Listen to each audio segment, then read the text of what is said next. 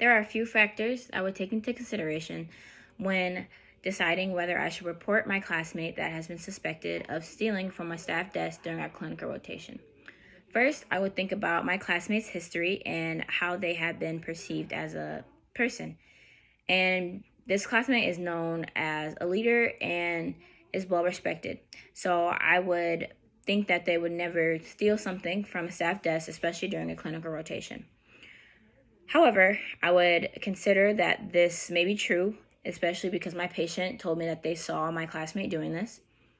And so I would have to think about that and decide to report it to my physical therapist that I'm learning under. Also, I would take into consideration the patient and my classmate's relationship.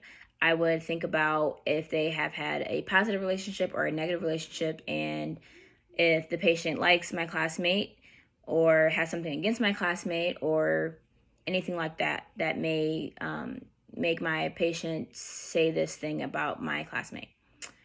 After thinking about all of that, I would most likely decide to report this situation to my physical therapist. But while reporting it, I would let them know that I think highly of my classmate and that I don't think that they would do something like this, but that it was possible.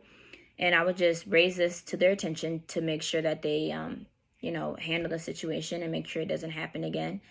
But I would definitely not confront my classmate personally and let them know that I have been told that they were suspected of stealing something from a staff desk.